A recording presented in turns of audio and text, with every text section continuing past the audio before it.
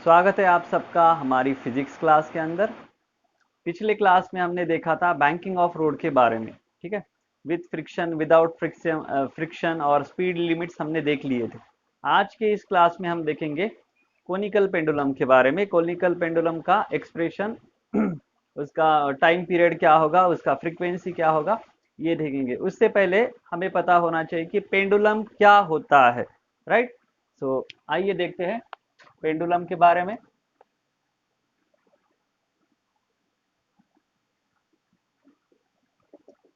What is a pendulum. ठीक है, तो बहुत बच्चों को पता होता है पेंडुलम क्या है, उन्होंने देखा भी है। जिनको नहीं होता उनके लिए मैं एक्सप्लेन करूंगा थोड़ा सा पेंडुलम के बारे में।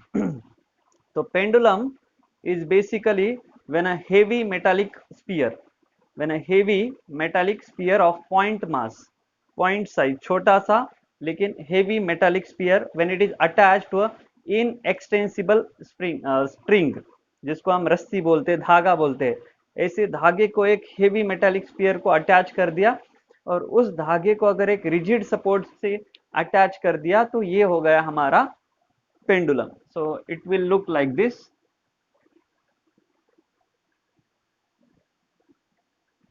ठीक है, so this is that metallic sphere, heavy metallic sphere, and this is the inextensible string, जिसको हम धागा बोल सकते हैं। ठीक है, तो इसको जब ऐसे फिक्स कर दिया यहाँ पे, और इसका जो अदर एंड है, जो दूसरा एंड अगर एक रिजिड सपोर्ट को फिक्स कर दिया तो इसको हम बोलते हैं पेंडुलम। क्या हो गया ये हमारा पेंडुलम। ओके, नाउ पेंडुलम के दो टाइप्स है। Pendulum is of actually two types. एक है हमारा सिंपल पेंडुलम,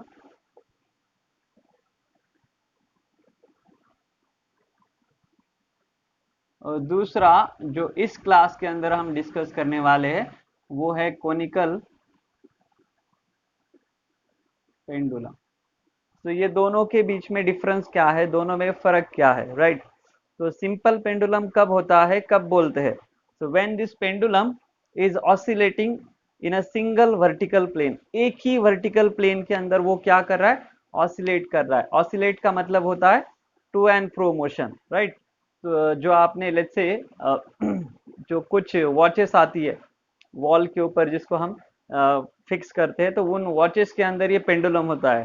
ठीक है, तो आप लोगों ने देखा होगा it moves in a to and fro direction. तो फॉर एग्जांपल ये अगर ऐसे जा रहा है ऊपर आगे की तरफ, फिर पीछे, आगे पीछे, so this will be called as a simple pendulum. इसको हम बोलेंगे, क्या बोलेंगे, simple pendulum, right? So it, in this case, the bob is making oscillation, that is it is moving to and fro in a single vertical plane। एक ही vertical plane के अंदर वो क्या कर रहा है, आगे पीछे जा रहा है। Now in case of this conical pendulum, तो कोनिकल पेंडुलम के लिए मैं यहाँ पे डायग्राम बनाऊंगा। कोनिकल पेंडुलम में क्या होता है, कोनिकल पेंडुलम में पेंडुलम वही है लेकिन यहाँ पे ये ऑसिलेट नहीं करता। ये क्या करता है, इट दैट बॉब, ये जो हेवी मेटालिक स्फीयर है इसको हम बोलते हैं Bob. So this Bob performs the circular motion. Bob क्या करता है, सर्कुलर मोशन, मतलब गोल गोल गोल गोल घूमता है। सो it will look somewhat like this.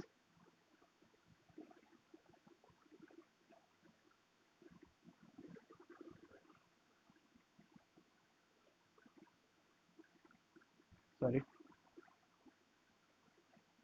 so here you can see that the bob is moving in a circular path।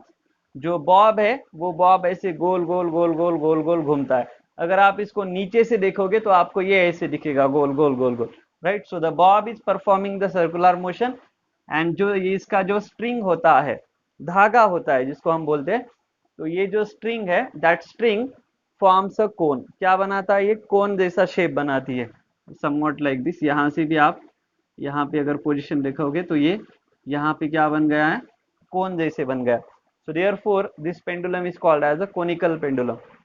Now ये दोनों में कॉमन चीज क्या है, तो कॉमन चीज ये हो सकती है, this is performing oscillatory motion और ये क्या कर रहा है, सर्कुलर मोशन। तो दोनों के केस में टाइम पीरियड होता है, फ्रीक्वेंसी होती है। यहाँ पे टाइम पीरियड क्या होता है, the time taken by the bob to complete one oscillation to and fro जाके टू एंड फ्रो करने के लिए जो टाइम लगता है उसको हम बोलते हैं time period, and reciprocal of that time period is called as frequency. इस केस में, कोनिकल पेंडुलम के केस में, ये जो बॉब सर्कुलर मोशन कर रहा है तो उसका एक सर्कल कंप्लीट करने के लिए जो टाइम लगता है उसको हम बोलते हैं time period, right. It is the time taken by the bob to complete one revolution, so that time is called as time period of conical pendulum। और frequency, the reciprocal of that time period is called as frequency, और उसका दूसरा definition हम ये बोल सकते हैं, number of revolutions completed by the bob in 1 second। एक सेकंड के अंदर उसने कितने revolutions कर लिए तो उसको हम बोलते हैं frequency of conical pendulum। तो हमें आज के इस क्लास में टाइम पीरियड निकालना है कोनिकल पेंडुलम का और उसकी फ्रीक्वेंसी निकालनी है। ऑल्सो इस स्ट्रिंग के अंदर कितना टेंशन होगा वो टेंशन भी हमें निकालना है। तो ये तीन डेरिवेशन एक्सप्रेशन हम इस क्लास के अंदर करने वाले हैं। तो आइए देखते हैं expression for the time period of a simple conical pendulum. So हमारा अभी टाइटल हो जाएगा कोनिकल पेंडुलम।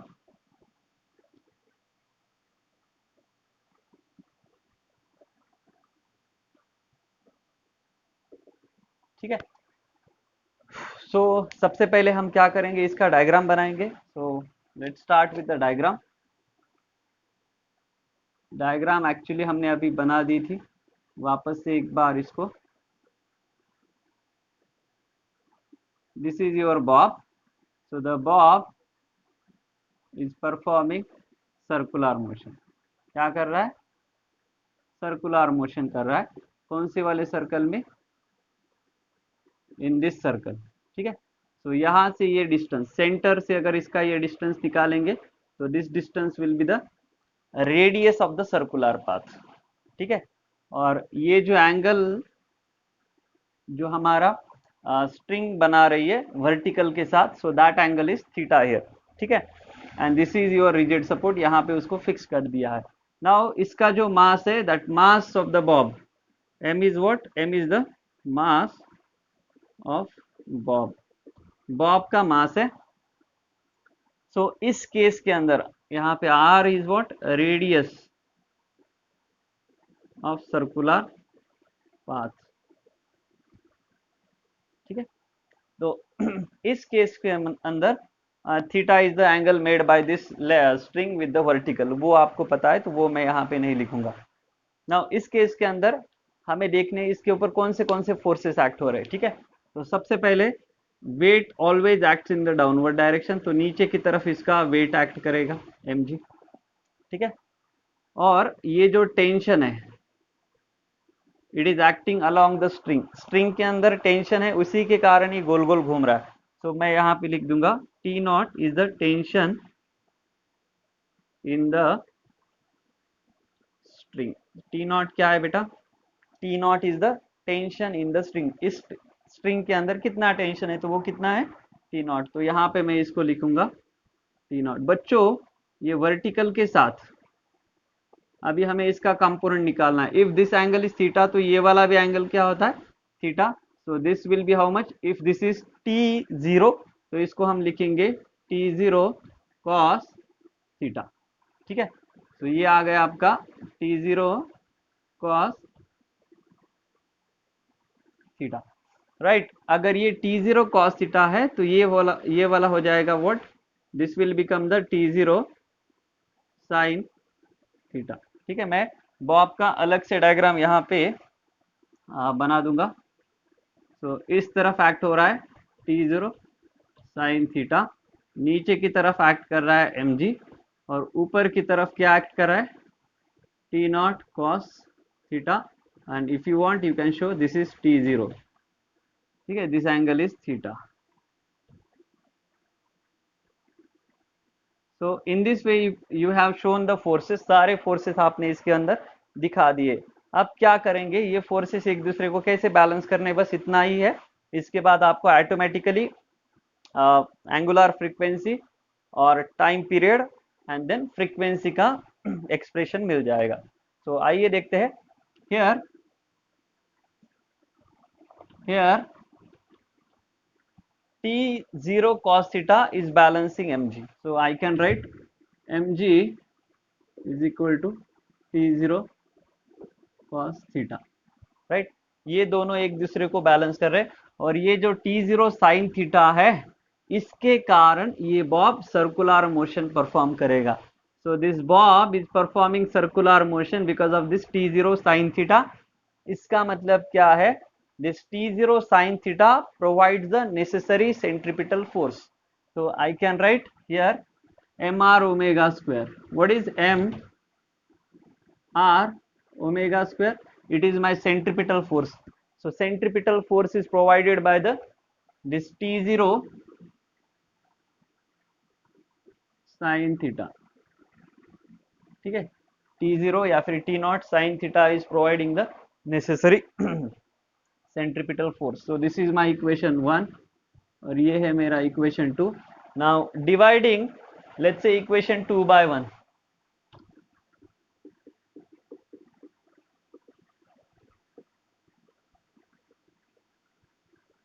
क्या मिलेगा हमें? 2 को 1 से डिवाइड किया तो क्या मिल जाएगा? So it will become m r omega square upon mg is equal to what?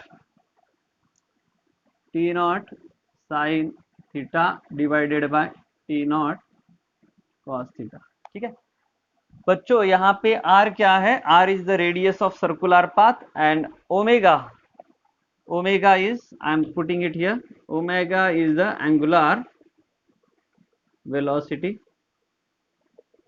ठीक है, omega is my angular velocity.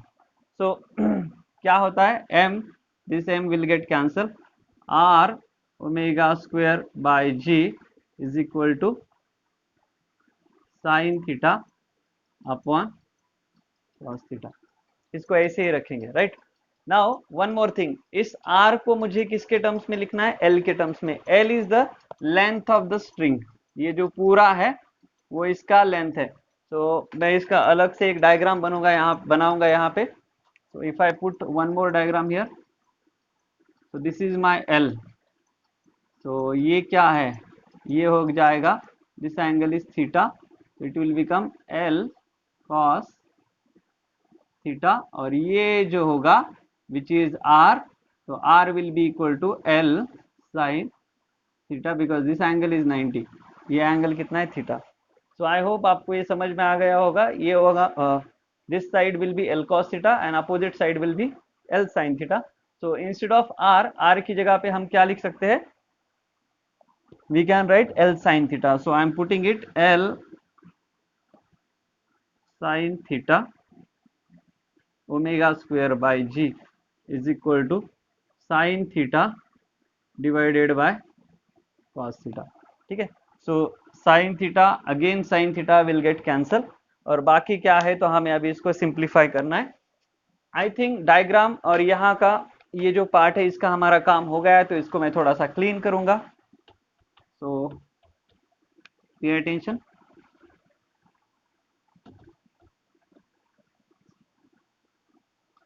So what do we do? क्या आएगा हमारे पास? हमें मिलेगा l omega square upon g is equal to 1 upon cos theta. I hope we are not missing anything. ठीक है, so we can write omega square is equal to, ये इस तरफ आ गया, it will become g upon l cos theta. हम omega में interested नहीं है, हमें क्या चाहिए? टाइम पीरियड चाहिए। बच्चों टाइम पीरियड का फॉर्मूला क्या है? वी हैव,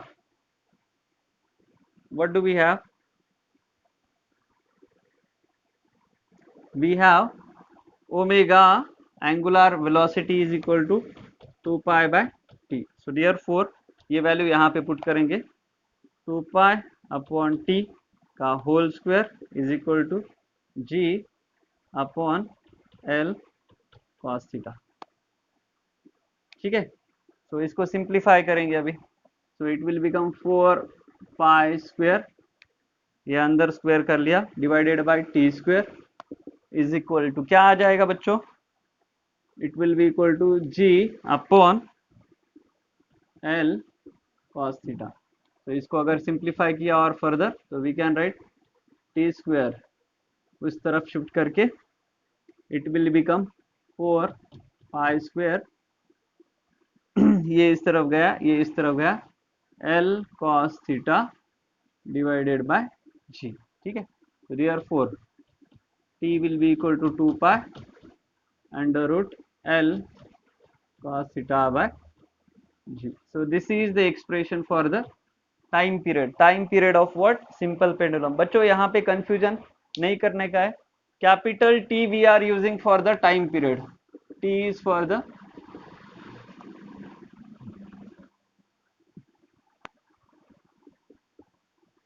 time period और जो T naught है, ये T naught क्या है?